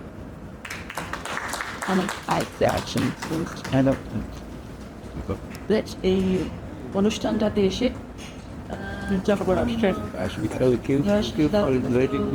এসেছিলেন আমার কাছে যে এরকম একটা programme আছে, খুবই সময় দেবো না, কেন অনেক দিন এসেছে, যেরকম একটা অনুষ্ঠান আছে আসতেই হবে। বললাম ঠিক আছে, প্রচুর লোকের সঙ্গে অনেক দেখা হবে, চেষ্টা নিশ্চয়ই করবো। আজকে আসার কারণে মনে হচ্ছে যে পুরোনো দিনগুলো আবার যেন চোখের সামনে আসছে, কারণ যারা এখানে বসে আছেন ডান্সে এনাদের সেই স্বর্ণযুগ যদি বলা হয় হেমন্ত মুখোপাধ্যায় সুরিখা মুখোপাধ্যায় এনাদের কোনো একটা স্বর্ণ বুঝতে পারছি না এত করছি সাইটটা কি তো একটু পাচ্ছি তো এই যে স্বর্ণযুগটা ছিল একসময় আমরা বাঙালিরা সবসময় বলি যেমন দোজার প্রধান ভারতীরা আমার সৌভাগ্যবশত আমি সকলের সঙ্গেই প্রায় মানে কাজ করার সুযোগ পেয়েছি, কারণ আমি এসেছিলাম কলকাতায় আমার কলেজের পরে, সেটা ছিল 1995 সাল, আজকে প্রায় 30 বছর হয়ে গেছে। তো 1995 সালে আমি ট্রেনিংয়ের পরে এখানে মানে কলকাতায় পোস্টিং আমার হয়েছিল। তো আমার সঙ্গে প্রথম যেটা দত্তগুপ্ত সাহেবের সাক্ষাৎ হয়েছিল সেটা হয়েছিল রাশিয়া এক্সচেঞ্জে। অমিত ভট্টাচার্য স্যার বলছিলেন যে রাশিয়া এক্সচেঞ্জটা তখন ভীষণ প্রবলেমেটিক এই সমস্তগুলো ছিল। তো আমিও যখন এসেছিলাম সেই সময় আমি একজন আমার ডিইটিকে পেয়েছিলাম, তিনি ছিলেন কেসার পাল। তো ওই সময়টা এক্সটার্নালের কাজকর্ম অনেক কিছু আমরা শিখিয়েছিলেন। আমি তখন ট্রেনি হিসাবে প্রথম এসেছিলাম, তারপরে 95 আমি জয়েন করলাম। এবারে আমাদের ওখানে ইউনিয়ন এই ব্যাপারটা ঠিক বুঝতাম না, তখন আমার বয়স খুব বেশি হলে 25। এবারে তখন প্রথম যেটা আলাপ হয়েছিল ওনার সঙ্গে আমার, সেটা একটা ঘটনা ঘটেছিল। তারপরে আমি সেই দিন গেলে উঠছিলাম এবং উনি প্রথম দরজা খুলে আমাকে যখন দেখেছিলেন, সেটা ছিল আমাদের প্রথম সাক্ষাৎ। তো আমার মনে হয় ভাগ্যিস সেই ঘটনাটা ঘটেছিল। আমার রাশিয়া টেলিফোন এক্সচেঞ্জ যদি আপনারা কেউ দেখে থাকে, ডি ইন্টারনালের ঘরে আমি বসেছিলাম, প্রায় 300 জন তো হবেন বাইরে, এবং উনি তখন ঢুকেছিলেন। উনি তারপর সেই সময়কার বিশাল একজন লিডার ছিলেন, আমি নামটাই শুনেছিলাম, দেখিনি কোনোদিন স্বজনকে। তো সেটা ছিল প্রথমে ওনার এই অনুষ্ঠানে আমি প্রথমেই ওনাকে অভিনয় করে জানাতে চাই যে এরকম একটা কাজ উনি করেছেন যেটা কখনো ইভেন আমি স্বপ্ন ভাবতে পারবো যে এত বড় রিসার্চ জাতীয় বইটা একটা পিএইচডি পেয়ে যেতে পারতেন এটা এই কাজটা করার জন্য। তারপর থেকে তো বহু জল ঝড় অনেক চলে গেছে, আমার জীবনের ওপর দিয়েও গেছে, ওনারও গেছে। 30 বছরে আমি মোস্টলি কলকাতাতেই ছিলাম, তবে আমি শিলংয়ে ছিলাম প্রায় 3 বছর, আন্দামানে ছিলাম, দিল্লিতেও ছিলাম। এখন আমি লাস্ট 3 বছর কলকাতায় আছি। তো উনি শিলংয়ে পর্যন্ত গিয়েছেন আমার অফিসে, তারই বুঝতে পারছেন যে এসব চিন্তা কোথায় আমাদের দাঁড়িয়েছিল।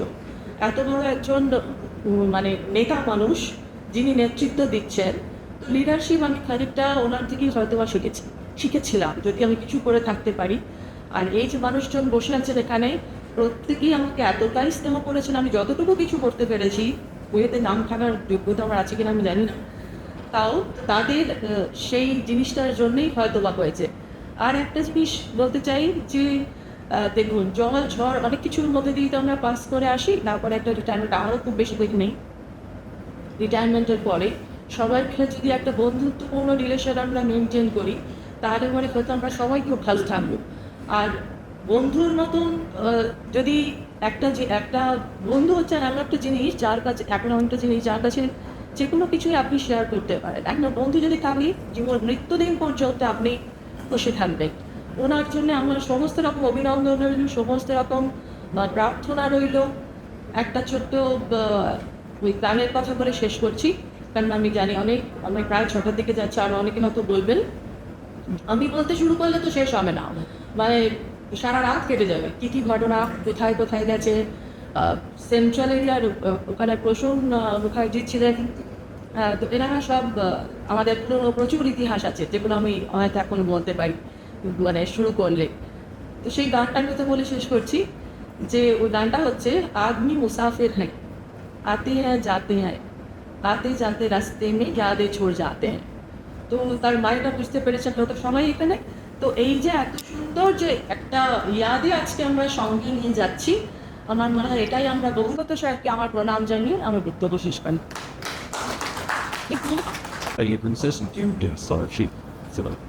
আজকের অনুষ্ঠানে আমাকে ডাকার জন্য আমি দেবাশিসকে ধন্যবাদ জানাচ্ছি যে বিএসআই এমপ্লয়িজ ইউনিয়নের একটি কর্মী হিসেবে আমাদের উনি সমর্থন করেছেন, এবং উনি যে আজকে বইটা আমাদের উপহার দিলেন, সেই উপহারটা শুধু আমাদের জন্য না, সারা ক্যালকাটা নিউজ যত এমপ্লয়ি আছে সবার জন্য একটা উপহার, একটা বিরাট উপহার পেয়েছে।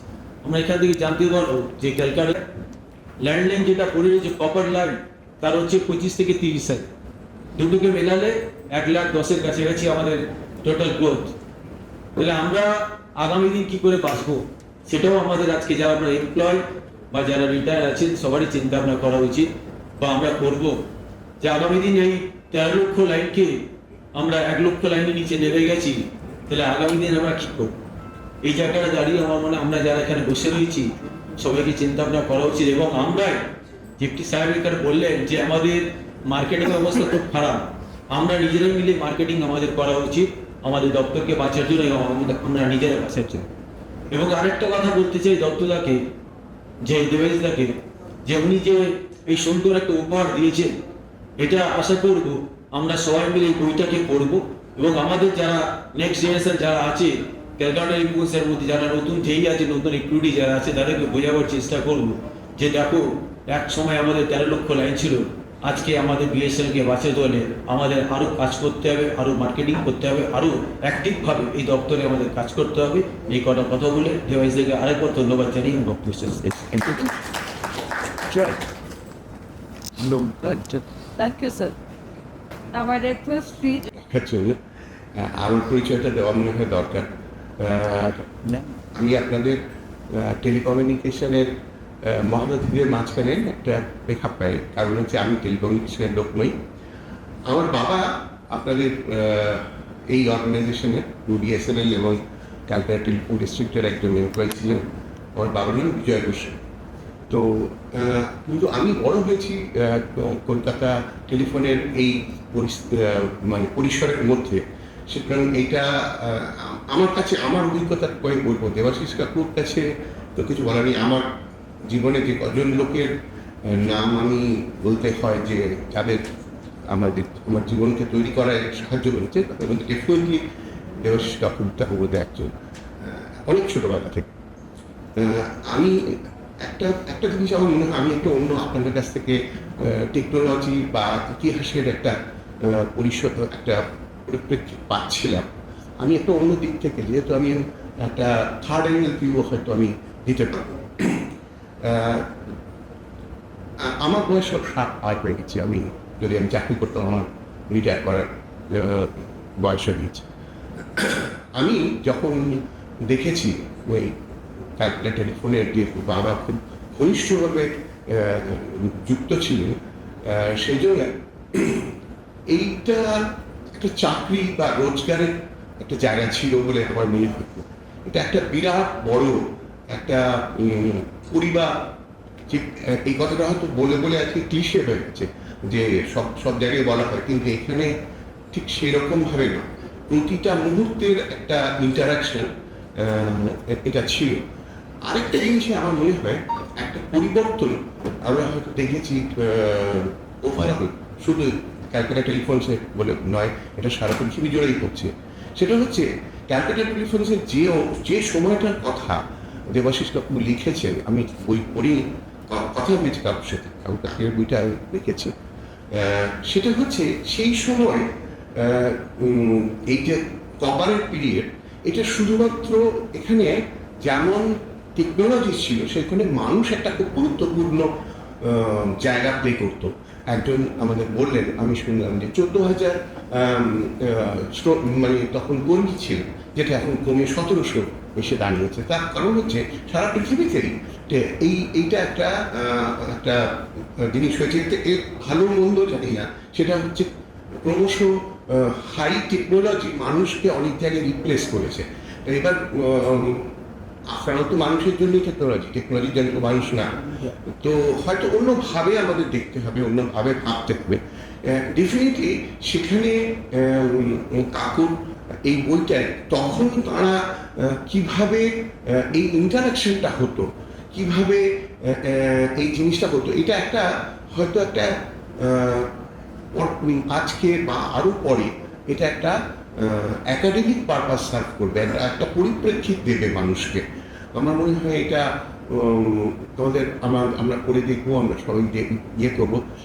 এইটা একটা কথা বলি, সেটা হচ্ছে একটা ভুল ধারণা আছে, সেটা হচ্ছে এই যে হ্যালো কথাটা কিন্তু আলহামদুলিল্লাহ বলার মানে এটা একটা আলেকজান্ডার গ্রাহাম বেল এবং এডিসন এরা পরস্পরের প্রতিদ্বন্দ্বী ছিলেন এবং কিন্তু প্রথম কথাটা উনি যে বলেন সেটা ছিল আহা নট, উনি খুব হ্যালো কথাটার খুব বিরোধী ছিলেন এবং হ্যালো কথাটা চালু করেন এডিসন, জন্য টেলিফোনটা আবিষ্কার করেন Graham bell.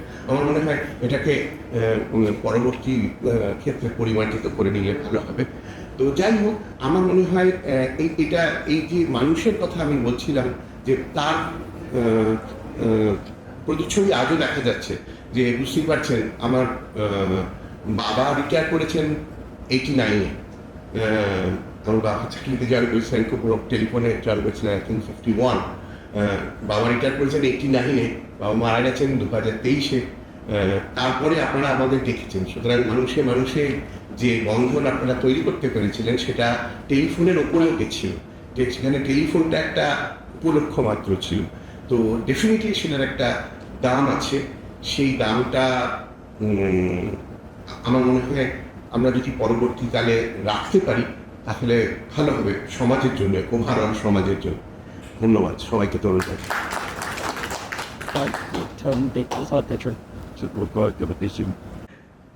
I honestly don't know why I'm here. My only connection with telephones is my better half has been a very strong employee in BSNL, and a lot of BSNL employees know me as Hema's husband. That's very important, and he has been a very supportive lady. So, Debashis Bhadro, fantastic একটা কাজ করেছেন. At least you have motivated me. আমিও 5 বছর ধরে ভাবছি একটা বই লিখবো. History is so important. So you have motivated me, and I think very soon I'll come with a book. And আপনি এসে দিতে পারবেন Duttagupta sir. Okay. And then I'm an environmentalist. হ্যাঁ, আপনি কি করেন? আর আমি খুব boastfully আমি বলি যে I'm a performing environmentalist. We all know যে environment, we are fighting a defeated battle, but still লড়াইটা হারছি বলে লড়বো না, এটা তো ঠিক নয়. So I do everything possible. I'm very popular with most of the schools in Calcutta because I work with school children. I have an NGO called Vinisha, which signifies butterflies. And স্কুলে যখন বাচ্চাদের সাথে বলি প্রজাপতির কাজটাই কি, সবুজটাকে spread করা. So I do those jobs very sincerely with them. তো ইতিহাসের কথা যখন এলো, তো this year the World Environment Day theme is ending plastic pollution. So I have given the schools a beautiful project which said then and now. 40 বছর আগে আমরা same জিনিসটাকে কিভাবে মেনটেন করতাম, আজকে কি করছি, and the schools are going to. So why this is very important here is, so when we are going to do all these things, when the students are going to do all these things, they are going to get into the history. হয় বই পড়বেন আর বাড়িতে যদি দাদু দিদা থাকে তাদের কাছে শিখবে, but the history is so important, and that's something Duttagupta sir you have proved today. A very simple thing, এই কপার কথাটা যখন আসছিল, আজকে একটা পোস্টিং করেছি কপার নিয়ে, যে বিটিং প্লাস্টিক পলিউশন। একটা সময় আমাদের বাড়িতে গঙ্গা জল থাকতো কপার ভেসেলে, আজকে কিন্তু আপনি অনলাইনে ওটা প্লাস্টিকে পাচ্ছেন। And you have as a very ambitious target of ending plastic pollution, পত্রিকা হবে জানি না, but then as an environmentalist I should say it should happen. And one last thing sir, আপনি যে human touch এর কথা বললেন, that's something though being a South Indian born and brought up at Calcutta, I've all along been very, very proud that I belong to this city. I've been brought up at this city where the human touch is very strong. And one small, হেমার যে প্রথম কলিগুলো ছিল তারা আমার সাথে খুব close ছিল। হেমা তো এসে চেন্নাই থেকে এলো, ফটো এক্সচেঞ্জে জয়েন করলো, ইন্ডিয়া জানতো, কিন্তু ওর কলিগরা এত জোর করে ওকে বাংলা শিখিয়েছে।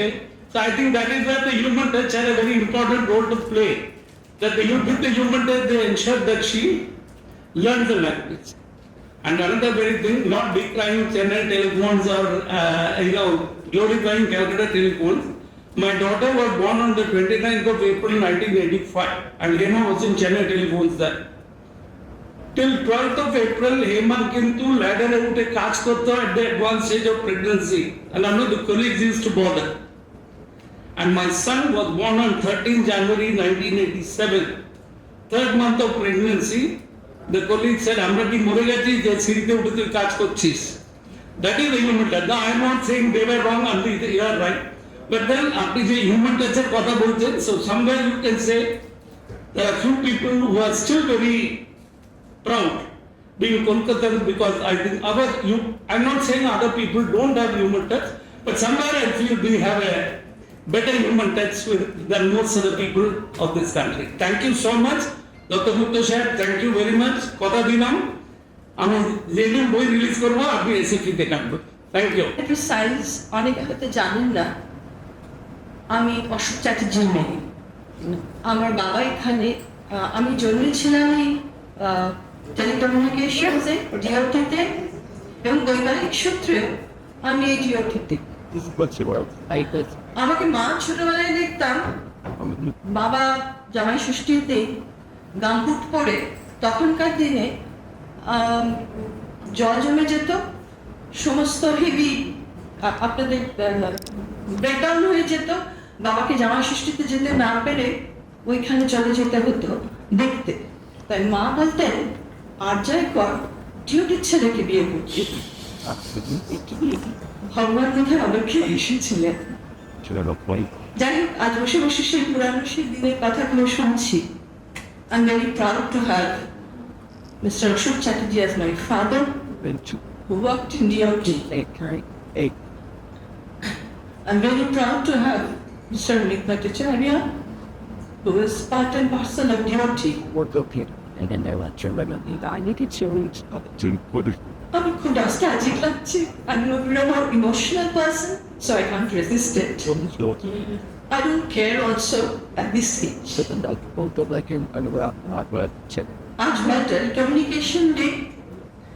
It's very important for all of you, and for me also. আমি এখন প্রফেসর, পড়ানোর চেষ্টা করি। আজ এটা দেখে, ওনার বইটা দেখে খুব ভালো লাগছে। আপনারা হয়তো অনেকে জানেন না, কলকাতা বিশ্ববিদ্যালয় একটা প্রজেক্ট হয়েছিল অন চেঞ্জ ম্যানেজমেন্ট, যাতে BSNL এর এটাকে অনেক চেষ্টা করা হয়েছিল, but because of dearth of and lack of information, ওই প্রজেক্টটা বোধহয় did not see the light of publication. আমি এর দুটো বই দেবাশিস দত্ত বাবুর কাছ থেকে নিয়ে নেব। একটা IMA দেব, আমাদের টেলিকমিউনিকেশনের যে ইঞ্জিনিয়ারিং ডিপার্টমেন্ট আছে সেখানে যে রিসার্চ ওয়ার্ক হচ্ছে সেখানে যাতে তারা ব্যবহার করতে পারে, এবং কলকাতা বিশ্ববিদ্যালয় যে কোনো রিসার্চে অবজেক্টিভের পরে প্যারাগ্রাফই থাকে হিস্ট্রি অফ লিটারেচার।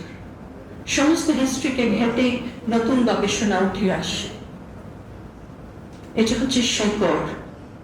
তাই এটাকে যদি আমরা ধরে গিয়েছি, and I would say really congratulations to Mr. Dr. Gupta, যে ইতিহাসটা 86 সালের পরে ক্যালকাটা ইউনিভার্সিটি রিসার্চ ওয়ার্কাররা পাননি, কারণ এটা গভর্নমেন্ট ডকুমেন্টেশন, কনফিডেন্সিয়ালিটি ইত্যাদি ইত্যাদি বলা হয়েছিল, তার অনেকটাই উনি এগিয়ে নিয়েছেন।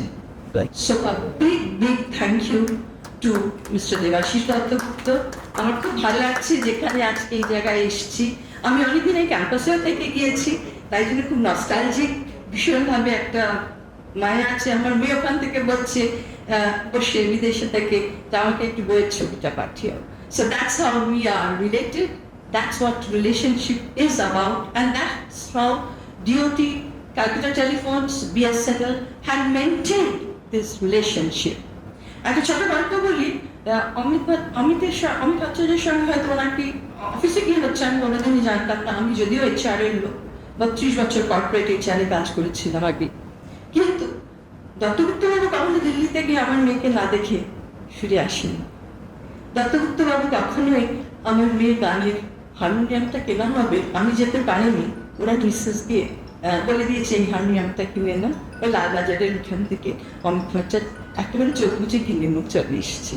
So that's what relationship is about, and it was about, and I hope it will be about. In telephones, whatever name be it, DOT, Calcutta telephones, BSNL, ভবিষ্যতে আরো কিছু হোক, but this relationship will be out. Thank you. এখন হয়তো vote of thanks দেওয়ার কথা আমার, তার আগে আমি একটু আপনাদের থেকে আর 5 মিনিট সময় চেয়ে নেবো। দেবাশিস দার খুব পুরনো দুজন বন্ধু এখানে আছেন, একজন সমর বল, প্রসূন চট্টোপাধ্যায় এবং দীপক দত্ত। এনারা যদি খুব ছোট্ট করে কিছু বলতে চান বলে দেন। দীপক দা, সমর দা, আচ্ছা ওনারা কি বলতে চাইছেন না? একবার আসুন তো সামনে দেখে নিই আপনাদের। লক্ষ্মীকে ধন্যবাদ জানাচ্ছি অনুষ্ঠানটা সুন্দরভাবে চলার জন্য। আজকে সবচেয়ে শিডিউল থাকা সত্ত্বেও এখানে কিন্তু পুরোটা সময় থাকলেন এবং শুনলেন। আর বাকি যারা এখানে আছেন তারা প্রত্যেকেই হয়তো কাজের মধ্যে নেই, কিন্তু কাজ থাকা সত্ত্বেও আপনি বসে রইলেন, এটা আমাদের খুব আশ্চর্য লেগেছে এবং ভালো লেগেছে। তো তাকে আন্তরিক ধন্যবাদ। আর বাকি যারা এসছেন, ভাদুরী সাহেব, তারপরে অংশু মুখোপাধ্যায় সাহেব, NN ব্যানার্জি সাহেব, মাইতি সাহেব, যারা এসছেন প্রত্যেকের সঙ্গে আমরা কাজ করার সুযোগ পেয়েছি। তারা তাদের মূল্যবান স্মৃতিচারণ এখানে করলেন। কলকাতা টেলিফোনসের একটা স্বর্ণালী অধ্যায়ের কথা বললেন। সেই দিন হয়তো কপালের মাধ্যমে ফিরে না এলেও আমি জানি না, সরকারি নীতি আবার সেই সরকারটাই চলে আসে। ধান ভারতদেশীদের গীতের মধ্যে রাজনীতির কথা, এগুলো বললে অনেকেই বলেন, কিন্তু তাছাড়া তো আমরা বাঁচতে পারি না। সেই নীতির জন্যই আর কি অবস্থায় দাঁড়িয়েছি আমরা। আমাদের নিজেদের অনেক দোষ থাকলেও মূল সর্বনাশের কারণ হচ্ছে এই নীতি। এটা হয়তো অফিসাররা দাঁড়িয়ে বলতে পারবেন কি পারবেন না, এখন বলতে পারবেন কিনা, কিন্তু এটাই আসল। তো যাই হোক, যেটা ঘটে গেছে। তো বলেছেন ম্যাডাম, এর আগে বলছিলেন ম্যাডাম চ্যাটার্জি, যে যদি এই বইটাকে অবলম্বন করে ইতিহাসের কিছু চর্চা, কিছু গবেষণা হয়, আমরা লিখেছি, সেটাই কিন্তু এই ঔৎসুক্য জাগিয়ে তোলাটাই কিন্তু এই বইটার মূল কাজ। কারণ এই প্রজেক্টটার জন্য আমি এটা শুনেছিলাম, যদি আমি বসু এই বইটা রিলিজ করার জন্য অনেক খাটাখাটনি করেছি এবং জলের মতো অর্থ ব্যয় করেছেন দেবাশিস দত্তগুপ্ত এখানে। তো এটার একটা মাত্র উদ্দেশ্য, এর তো কোনো ব্যবসায়িক উদ্দেশ্য নেই। প্রত্যেকেই যারা বইটা পড়বেন এবং এটা যদি সত্যি সত্যি গবেষণা কাজে লাগে, তাহলে আমাদের সকলের কষ্ট এবং ওনার এই বয়সে প্রচেষ্টা এটা সার্থক হবে। এটা বলে প্রত্যেককে অভিনন্দন জানাচ্ছি।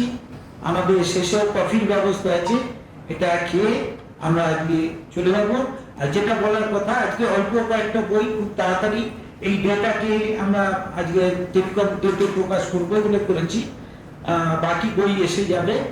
যদি প্রয়োজন হয় দেবাশিসদার সঙ্গে কথা বলবেন বা আমাদের সঙ্গে নম্বর পেয়ে যাবেন, কথা বললে বই দেওয়ার ব্যবস্থা করা হবে। বলি কিছু বললেন তো একটা জিনিস, যে ছবিগুলো যেগুলো আছে সেগুলো আমরা একটু বড় করে দেবো, পরিমাণ এটা দেখা যায়। হ্যাঁ, কারণ অল্প ছাপা হয়েছে, বাকিটা আজকে অনেকগুলো ইনপুট এলো, সেখানে থেকে কিছুটা পরিমার্জন করে পরিবর্তিত এবং পরিমার্জিত সংস্করণ আমরা বার করবো খুব শীঘ্রই। আশা করি আপনারা বইটাকে আপনাদের স্নেহ ভালোবাসা দেবেন এবং ছড়িয়ে দেবেন। এই কথা বলে সকলকে ধন্যবাদ জানিয়ে আজকের অনুষ্ঠান শেষ করছি।